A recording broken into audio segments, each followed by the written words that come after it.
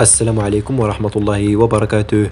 موعد مباراة المنتخب المغربي ضد نظيره منتخب ليبيا في دور نصف النهائي من كأس العرب لكرة القدم داخل القاعة، وكذلك القنوات الناقلة للمباراة.